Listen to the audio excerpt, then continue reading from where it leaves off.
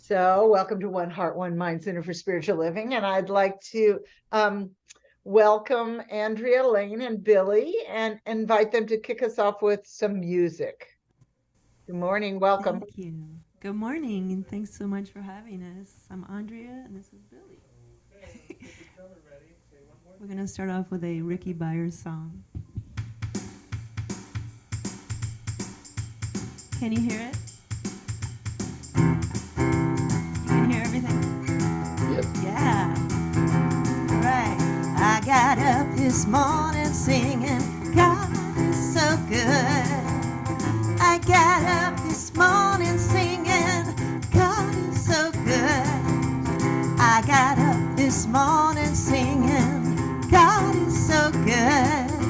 My God is so good to me. I'm feeling good down in my soul now. God is so good. Feeling good down in my soul. God is so good. Feeling good down in my soul now. God is so good. My God is so good to me. In my time of meditation, God is so good. In my time of meditation, God is so good. In my time of meditation, God is so good. My God is so good to me. Every day, in every way, God is so good. Every day, in every way, God is so good. When I take the time to praise the Spirit, God is so good. My God is so good to me. Every day, in every day, God is so good. Every day, in every way, God is so good. When I take the time to praise the Spirit, God is so good. My God is so good to me. My God is so good to me. My God is so good to me.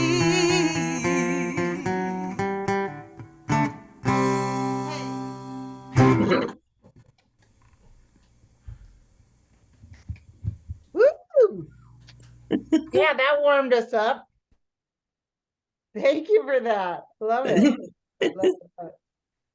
All right. Now, I would like to invite our practitioner of the day, practitioner extraordinaire, Rob McGregor, to open us up with a prayer and a few words. He always has some great stuff to say, and I don't want to put you on the spot, but you always do. Hey, that's interesting. Actually, I think I'm scheduled for next week. No, I'm the one who is scheduled There we today. go. Hey, you saved me, Lisa. I thought I was going to have to wing it here. I'm not No, good at tap I'm dancing. so sorry. So I got my schedules mixed up. I put you oh yeah, you're right. I'm sorry about that. Go for it. Yes, yes, yes. Yes, it's my All right. day. Yes. Well, I just kind of wanted to begin with my words first this time with the prayer after. Because I was thinking about the topic, which is God in the sacred. And I kept thinking God is the sacred. And I kept being reminded all week about the song, Everything is Holy Now. And so I began thinking about that and how, in a way, it's easier for us to take that on intellectually, in terms of being able to say God is in everything and is everything. But we don't always see it. It's kind of like needing to look for it. And so I think that over time, that there has been this desire to bring the invisible into form. And so we've created rituals and ways of being able to visualize the invisible. For example, I think the first one is nature.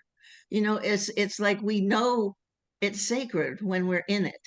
And it's like all of the senses are involved with that level of sacredness. And so there that's a sort of a universal that seems to hit probably every religion in terms of a spiritual kind of a thing. And then there, of course, are all the symbols, and those symbols are all reminders of the sacred. If you think about the cross, or you think about holy statues, that they're that people have some people have come to worship them, but that really they were existed to remind you of the sacred. And it's kind of like I'm thinking about the what one of the commandments, that thou shalt have no other gods before me, was kind of like the statement that you don't worship these things. They just are part of everything, and are there for you. And so let's see, there's also the holy books, the Bible and the Quran and other things, and um, let's see, gods and goddesses and angels, and all of these things remind us of the sacred. And I have a foot tall laughing Buddha in my house, and it's like it reminds me of joy and laughter and that part of the sacred, which is always there, no matter what. And let me see, just a minute, I'm looking at my notes. All the cultures have symbols of the sacred, and so we okay.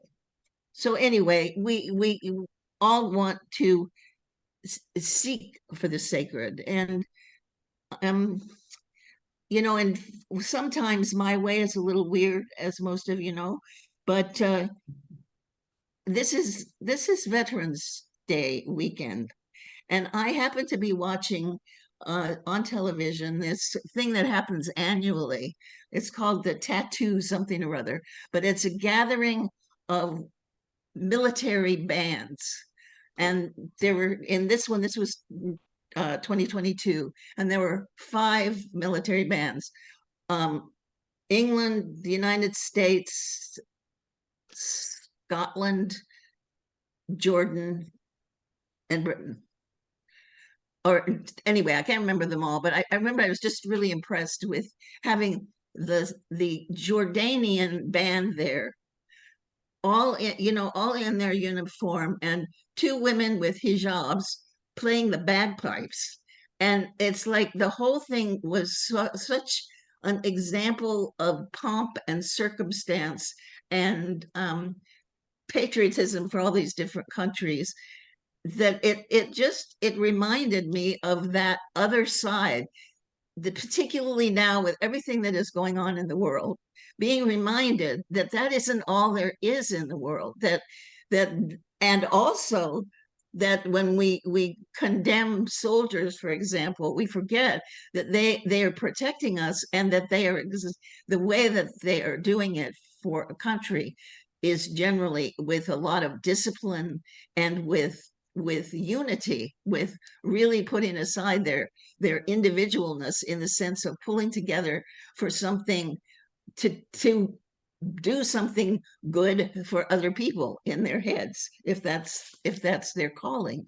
And the so anyway, that was just, it was very moving to me. And the thing is that they mix together, they have their performances, each individual one played something, but then you would see all these people in different uniforms marching together and playing music, and it was just really, oh, Netherlands was the other one.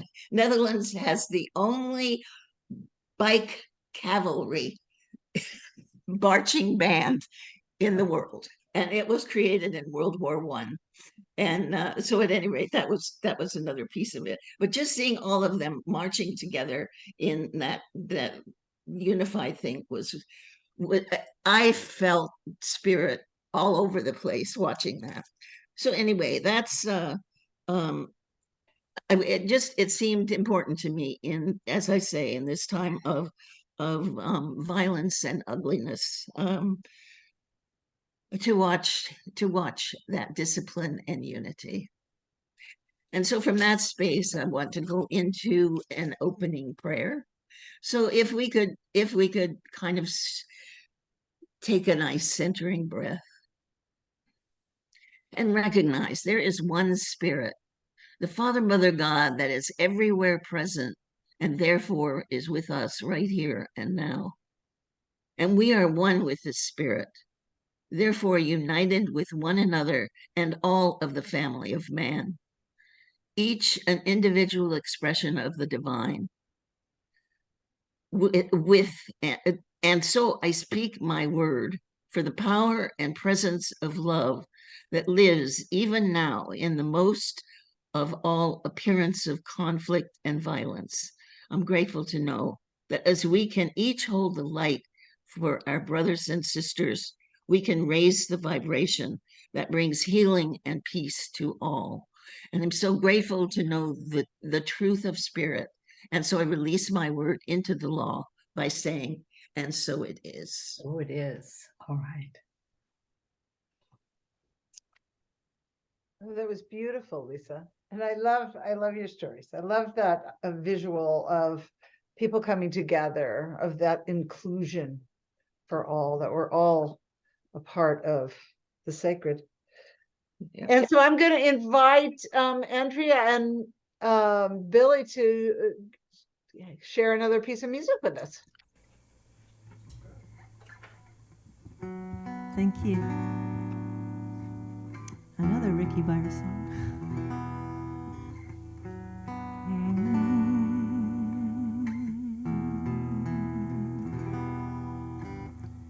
In my pain, there inside my weakness is the seed of something greater in me, and the shame of not choosing higher, and all the disappointing moments fade into God. No mistakes have been made in God. All the ways we seem to fail in God are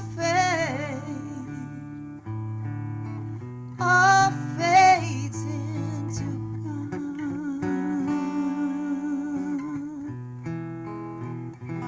Yeah.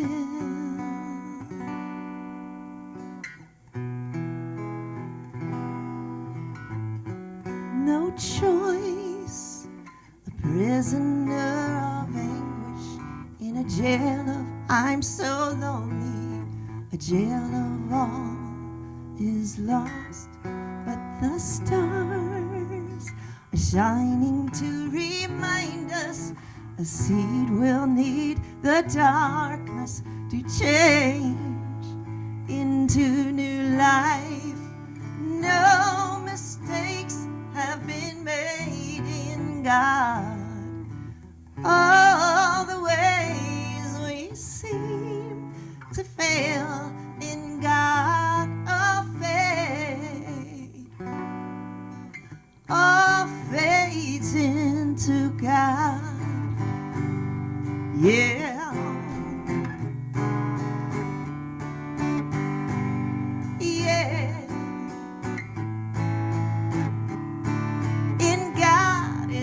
Gravity in which I am spinning. In God is the ocean in which I am spinning. I see the stars and I remember to remember inside my pain is the seed of my strength. God is my life. In God is such excellence. All the ways we seem to fail in God are fades into God. No mistakes have been made in God. All the ways we seem to fail in God are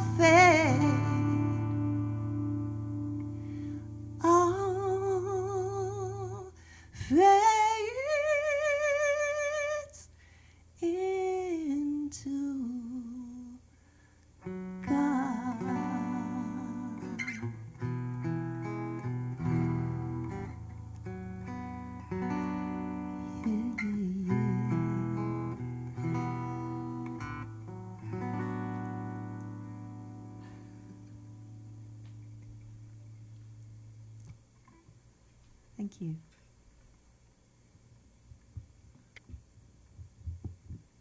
I think you're muted. Oops. I was just saying thank you so much. That song reminds me of from something that I'm sharing from the Bhagavad Gita, that everything fades into God. So thank you for that. Appreciate it. All right. Oh, so let's take a nice deep breath and say welcome and good morning again. Good morning and welcome to One Heart, One Mind Center for Spiritual Living. And again, I say this every week, but it's true. However you're connecting with us in real time or replay, I'm just glad you're here. So this morning, we're taking a look at God in the sacred, as Lisa told us and as Angela and Billy sang about. We're talking about God in the sacred. And this comes on the heels of last week's message, which was God in the mundane. So we're moving up. Last week, we took a look at how spirit life, the divine presence, is in everything, actually is everything, as Lisa reminded us. Even the mundane activities of our lives, we looked at how it's possible. Last week, we looked at how it's possible through a shift in our perspective to allow our divinity to express through our humanity in every area of our life. And to learn to live so grounded in our divinity that we experience God as everything, as everything around us. We can feel it kind of woven into the mundane of our everyday human experiences, even those experiences that may be uncomfortable or even painful.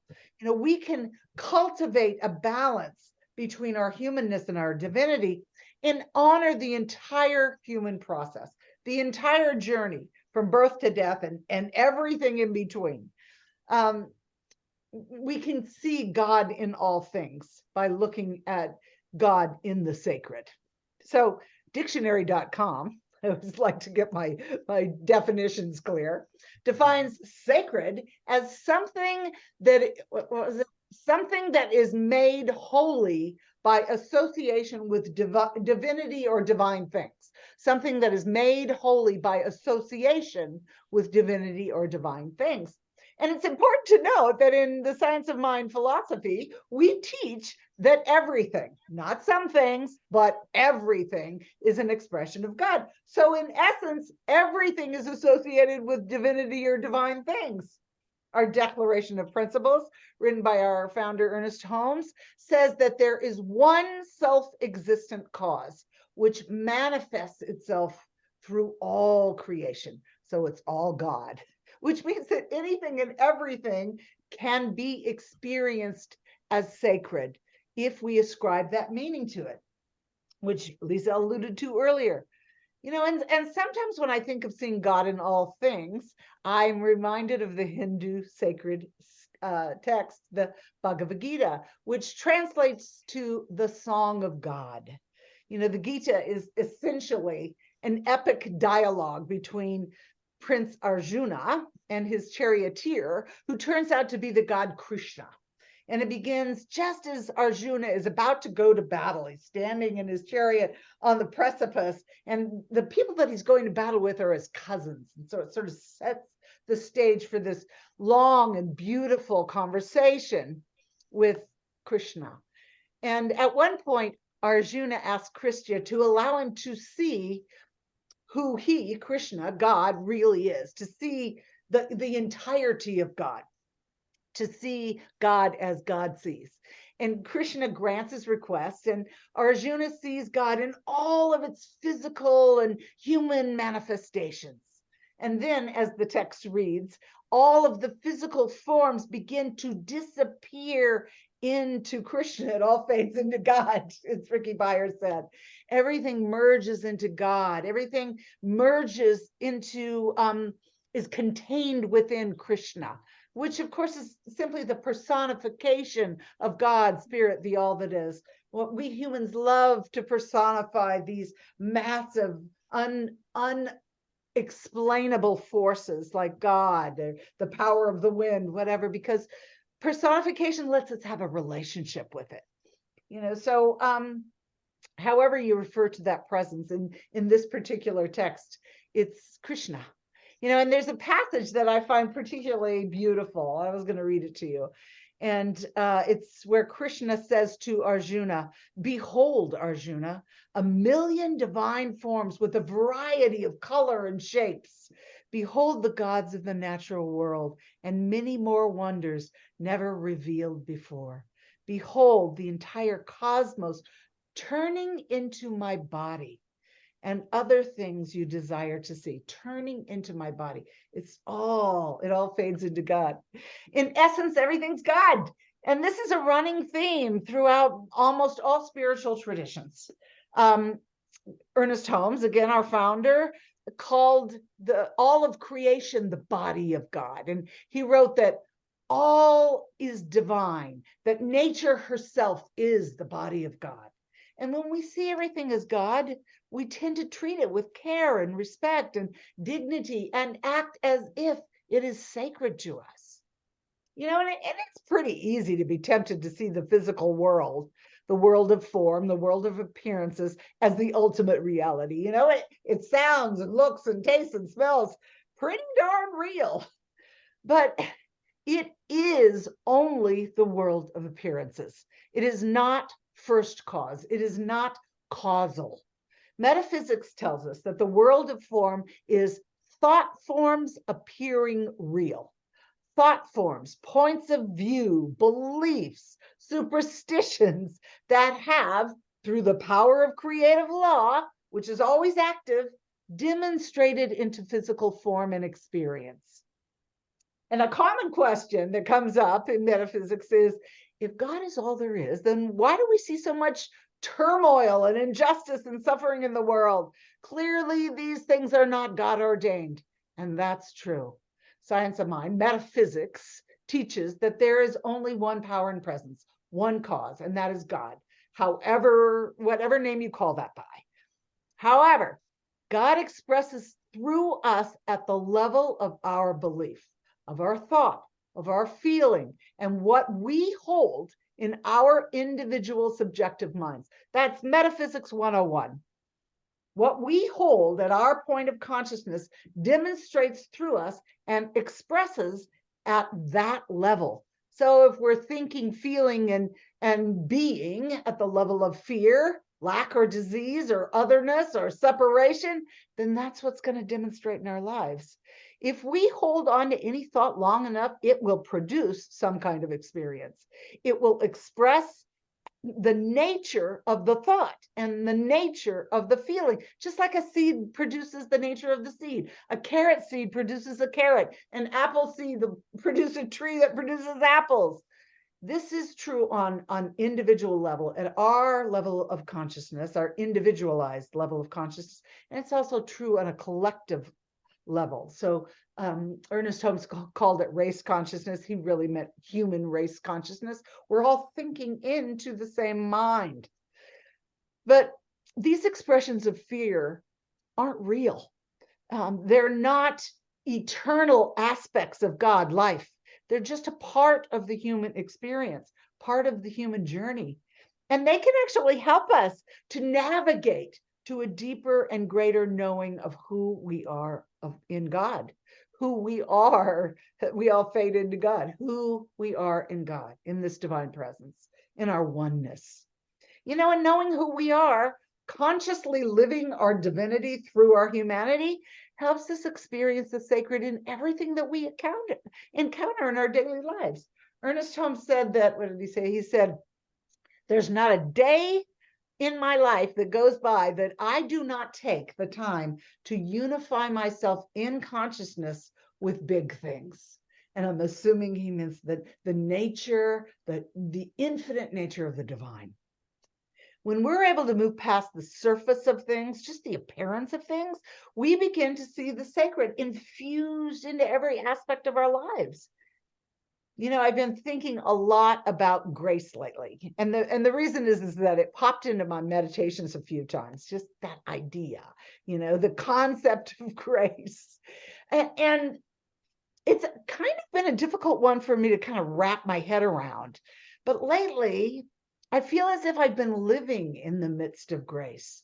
Up until now, I've always thought of grace as being something that is granted to us, bestowed upon us, something that's given because we've behaved, or we did some special deed, or we earned the love or the infinite giving of God somehow. But I've really come to know and to experience that grace is something that's always available to us. Holmes described grace as the givingness of spirit to its creation. He said that it's not something that God doles out to a few privileged few. And I want to quote him here because I thought this was beautiful. Let me find it. He said, grace is the logical result of the correct acceptance of life, and a correct relationship to the Spirit. If we understand that God is all things, if we understand that we don't have to become anything other than who we already are, then we become receptive to the good that Spirit God has already given, has already provided. Grace then becomes our willingness to receive. Now, hear that. Grace then becomes our willingness to receive. We have to be willing. We cannot resist what is given. Grace is embedded in our willingness to receive. The divine never limits itself, it gives infinitely. It is unlimited and freely given to all, and grace opens us up to that flow. In Science of Mind, we teach that life is never stagnant. In my meditation, I talked about that little green sprout of grass that comes up in between the cracks of the sidewalk. Life will not sit still. It will always find a way to expand and grow and know itself more fully. And I often quote Holmes saying that nature will never let us stay in one place very long, just long enough for us to gather the necessary experience to the unfolding and the advancement of our soul. The unfoldment and the advancement of our soul. Oh, it feels so good. In other words, life is going to kick us in the butt if we stay in the comfort zone too long, if we take up residence there too long. And grace is the vehicle that will move us through our growth, because sometimes growth can be uncomfortable. Oh, do I really have to? We don't have to cajole or beg Spirit for anything. It is already given. And the presence of God is the same today as it was yesterday and as it will be tomorrow. Everything has already been given. And it's my experience that grace will seep into our soul when we're ready and willing to grow and expand, when we say yes. Grace is the answer to you. Do you ever feel like you have this silent prayer that you're longing to receive? When we open up to that, grace says yes. That our good is organized in a way that it's just perfect for us. There's a great story that I think kind of expresses this. It's kind of a sweet one, but I love a good story. And the story goes that there was a New Jersey couple and they had this greenhouse attached to their home so that they could have fresh flowers throughout the winter. Love that idea. And one snowy January evening, they decided to go and hear this orchestra that was performing in a nearby town. It happened to be a town where they had once lived. And they decided to take a bouquet of flowers from their greenhouse to give to the conductor. And since they'd lived in this town before, they decided that they'd drive around and see some old familiar areas that they hadn't seen for a while. And they drove down a road that went along a river. And the snow was falling and the road was pretty deserted. And they ran across an older woman that was walking all by herself, and they recognized her. And she was the mother of their former neighbor. So they stopped and they offered her a ride. And she seemed a little bit confused, but she accepted the ride and they drove her home. And as they left her, they gave her the bouquet of flowers. And then 3 days later, they received a note from her, thanking them for the ride and for the flowers. And then she added what the gesture had meant to her. She said that she had been a nurse for her entire working life, and that day she had realized, makes me, that she was becoming too old and too infirm to continue her work. And she didn't want to be a burden on her family. So she made up her mind to end her life in the river that evening, unless she was shown a sign from God, from the infinite, that wasn't that what they wanted, what it wanted for her. She said that the bouquet of flowers had literally saved her life. And I just love this story because it's such a great example of grace. Both the giver and the receiver were willing and open to receive, to be washed in grace. Grace is our acceptance of life calling us forward to our expansion, to our growth, life calling us forward to a greater and a greater expression of love, of good, of joy. And grace only requires our yes, to open us up to the givingness of spirit. If you have something big in your life right now and you want support and help from grace, from this power that is constantly giving, you just say yes, yes. That's all it requires, is a sincere yes. And Lisa said this, but I'm going to reiterate it. It is pretty easy to experience the sacred in our contemplative moments of meditation and prayer, in those moments when we're silent, when we're calm, when we kind of turn off the voice of the world and we only hear the voice of spirit within us. But in a way, these moments of deep connection are the ones that lead us to attributing the sacred to some moments and not to others, because these moments of silent practice and connection seem so much more sacred than taking out the trash or pulling the weeds in the garden. And yet, it's these moments of silent meditation, prayer, and contemplation that so deeply familiarize us with the sacred that we're able to recognize it in everything, to see it and experience it, to see the sacred in and through everything in our daily lives.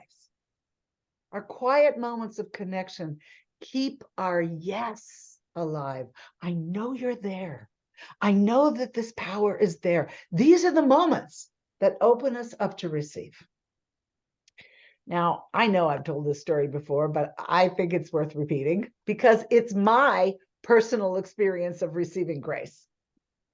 When I was a couple of years into ministerial school, I was working full-time as an elementary school teacher, traveling back and forth from Oregon to San Diego about once a month to go to ministerial school. Some online, some not.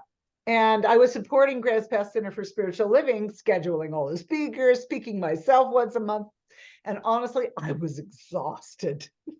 So one weekend, I was coming back from San Diego and I was walking out to the long-term parking lot in Medford, Oregon, and I was composing a prayer of complaint about the entire process that I had so willingly said yes to. Spirit, why is this so hard? As I continued to kind of trudge out to my car in long-term parking, I saw a quarter on the ground and I picked it up. And then I saw a nickel and I picked it up. And then I saw a dime. And this continued a few more times. And finally, I held the change in my hand and I heard Spirit say, "You can't quit now. You've been changed." Not making this up, it happened. And the story didn't end there. It was right after that I decided to quit my teaching job.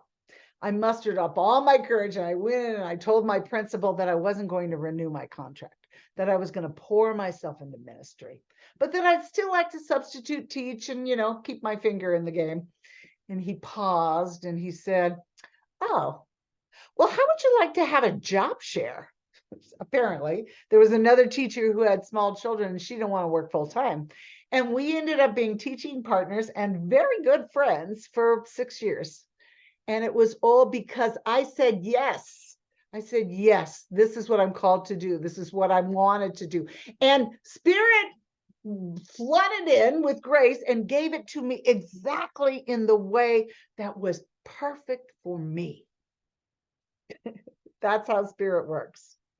So seeing and feeling the sacred, God in everything, it's a mindset, a way of living. And it begins with our deep and our intimate and our personal relationship with the divine, however we experience that. And we might have to unlearn some of the ideas and the beliefs and the old patterns that we've kind of collected along the way. And we have to be open and willing to let go of the idea that the world of appearance has any power over us. And we have to embrace a worldview that looks from the level of cause, and not from appearance. To see life from just a much more expanded view, to expand our view to what we've come to think of as sacred. Beyond our mala beads and our singing bowls and our meditation cushions, no matter how great they are, and to see the sacred in sweeping the porch, mowing the lawn, doing the laundry, grooming our bodies. And it really only takes a small shift, a willingness to see from a larger life, to say yes, to open the door to grace, to a more all-inclusive kind of experience of the sacred, a sacred that includes everything. And I too think of that song Lisa mentioned, Everything is Holy Now. I mean, all we have to do is just look at the teachings of Jesus. He didn't sit around and meditate all day long. He certainly made certain times, 40 days in the desert, for his personal meditation and prayer times. But he also enjoyed life with groups of people. He was always at a party or a wedding or something. He didn't just teach people how to survive until they go to heaven. He taught them about a quality of life, a life lived from grace. Heaven right here on earth, full, abundant, juicy, passionate. That was his example. So here it is. God is all there is, which makes everything sacred. Everything is either a direct experience of God in the sacred, or it's a call to reroute, as our GPS tells us from time to time, to course correct. But it's all God. And as we become more and more willing to say yes to life, to growth, to expansion, grace floods in. Spirit gives infinitely. And grace is our willingness to accept it. Let us be willing to see, just like Krishna said to Arjuna, behold, Arjuna, a million divine forms with a variety of color and shapes. It's all God. It's all God. So I really don't want to skip over, as Lisa said, I don't want to skip over Veterans Day, especially with everything that's going on in the world right now. So I found this beautiful prayer that's written by Reverend Jim Stark, who I have no idea who that is, but his prayer is absolutely lovely. And I'd like to include it. I'd like to read it to us. So his prayer is, in remembrance of all those who have given of themselves in service to their country, let us recognize that there is in each one of us love, God, the universe, the source of all things, whatever you wish to call it. From this silence, let us know that as we fight our enemies, we are fighting the demons within ourselves. Let us each give a blessing to all who have sacrificed themselves that we may live in freedom this day and every day.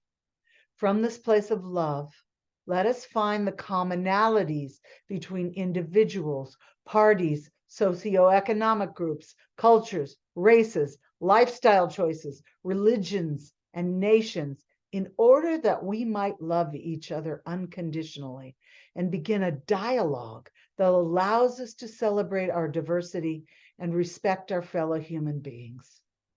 Let us take these thoughts of unity into our daily lives and begin to love our neighbors as ourselves. Thank you, Jesus. Thank you, Spirit. May we activate this love now in every moment as we move through our day. May we allow it to bloom. And so it is. So it is. So I'm just going to let that be my prayer today. I generally end with a prayer, but that seems sufficient. So, so I just want to say thank you to all of you. And I think it is our time for conscious giving. Is that Lisa or is that Rob? Not Rob. Lisa. Lisa, you're muted, sweetie. Yes, it is I. This is Lisa.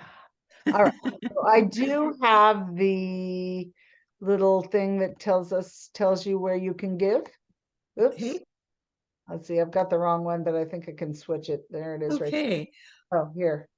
I'll make it bigger. There we go. Yes. And so with gratitude for all of the wonderful words of Reverend Michelle, we now have the opportunity to experience the grace of giving.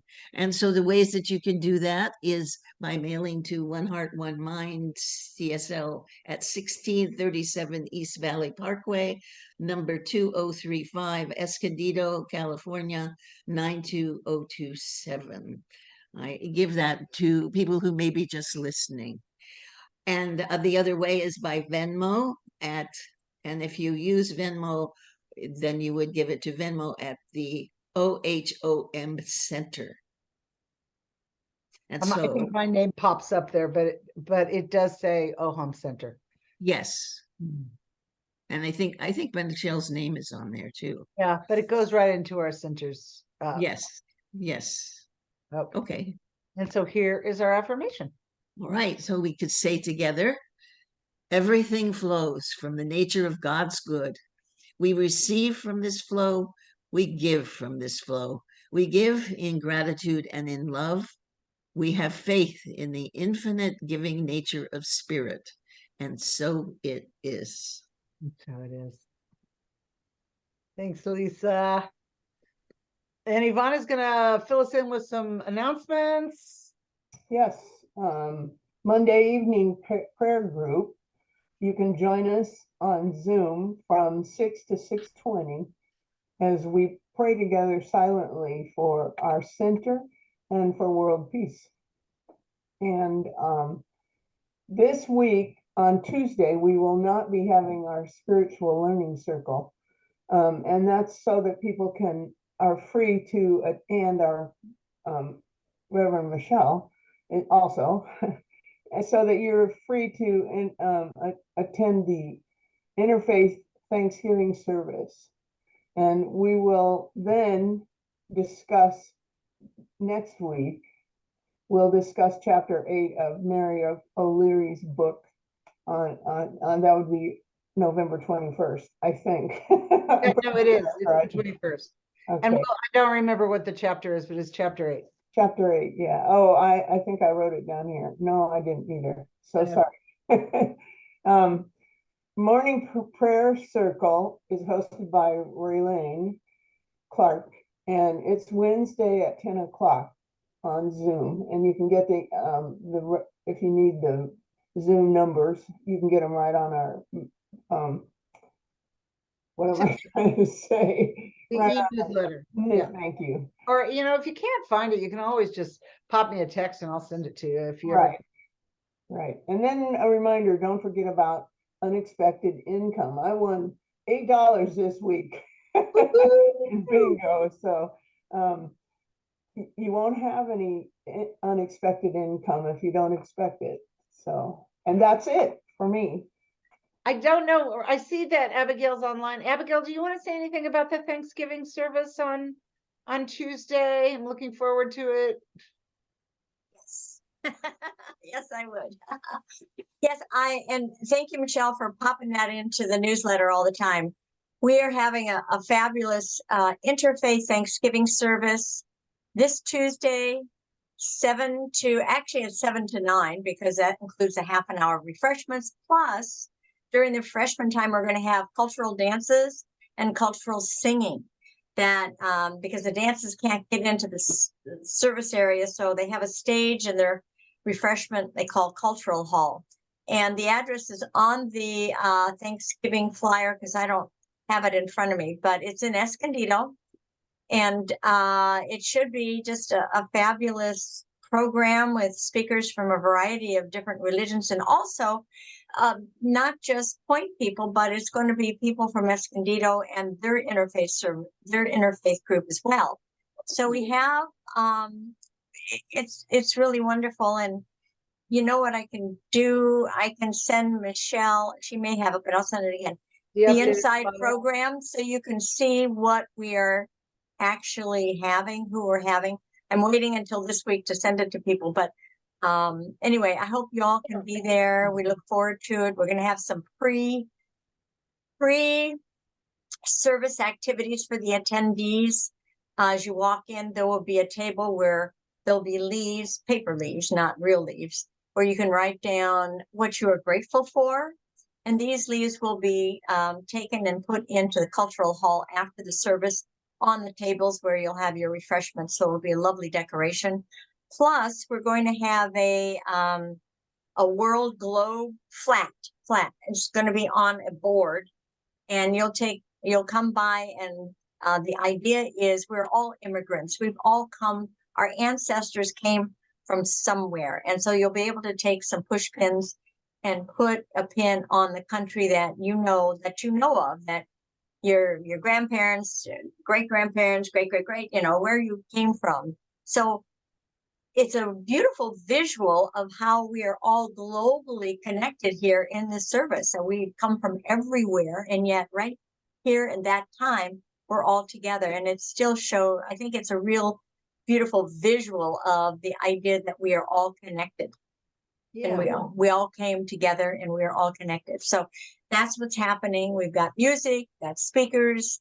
We ask that you bring a canned good or non-perishable food, because all the food's going to Interfaith Community Services to help the homeless, and also to help the immigrants that are crossing the border, because they are very much involved with bringing them to the airport to get to their sponsors. And also there will be a love donation collection. So bring your checkbooks or cash. Either one's good. And all the money goes to Interfaith Community Services. So anything we collect, Escondido doesn't take it, Point doesn't take it. We take it to see how much it is, and then we write one check, and that check goes right to Interfaith Community Services. So it's a gratitude, giving, interfaith, wonderful service. I don't know what else to say, Michelle. What do you think? Pretty inclusive. Thank you for that. I appreciate it. It's good to see you, sweetie. Thank you. Yeah, thank you. So here's what we're gonna do. We're gonna go back, thanks, and it's right here in Escondido where I am. So obviously it's easy for you to get to. A lot of people are driving. I want to go back to Lisa for our closing prayer, and then we're gonna have one more song, and then we can chat if we'd like to. Thanks, Abigail. Sure. Lisa, I think I can unmute you. I just did. Oh, I'm sorry. That's You okay. did. You got I got me. you covered, girl. You got me. I'm going to do as a closing prayer something that came to me in the mail, which is an Apache prayer, Yeah. which I felt in the spirit of unity was a lovely way to end the service. So if we can just sort of center once again. May the sun bring you new energy by day. May the moon softly restore you by night. May the rain wash away your worries. May the breeze blow new strength into your being. May you walk gently through the world and know its beauty all the days of your life. That's lovely. Thank you for that. Yeah. All right. That's nice. Oh, beautiful. Thank you, Lisa. Yep. All right. And now back to our fabulous musicians. Thank you for coming today. You're amazing. Could you give us a so much for having us. Closing prayer, please? I mean, closing song. I wrote this song with Gary Johns. It's called Beautiful Person. I see the beauty in you. I see beauty in me. Oh, yeah. I see compassion in you.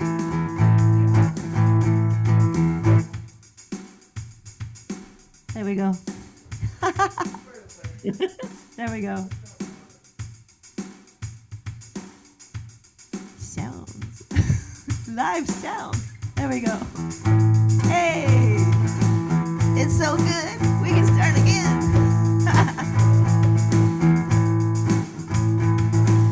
I see the beauty in you. I see beauty in me. Oh yeah. I see compassion in you. Compassion in me. Oh yeah. I see the God in you. I see God in me. Oh yeah. So yesterday I ran into my neighbor and I said, "You're such a beautiful person. You're such a beautiful soul. You're such a beautiful person, and I know we are free." Yeah. Hey.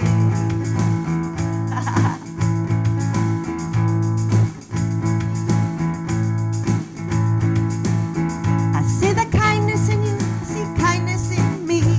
Oh yeah. I see the light and love. I see love and light all around. And I am opening up. I am opening up. Oh yeah. And then I ran into Reverend Michelle and I said, "You're such a beautiful person. Such a beautiful soul. You're such a beautiful person, and I know we are free. I know we are free, and we are walking so magnificently. I know we are free, and we are walking so magnificently. Hey, yeah. Really nice. You know what? My life is a prayer, and I'm walking my prayer. I live in God's life as my life. And you're such a beautiful person. You're such a beautiful soul. You're such a beautiful person, and I know we are free. I know you are so beautiful. You are so beautiful. I know you are beautiful. Tell somebody they're beautiful today. That's my challenge to you. And I know we are free. Hey. You're beautiful, Andrea. Thank you. You're beautiful too, Billy. All right, I'm going to turn off our recording now. Thanks all for coming.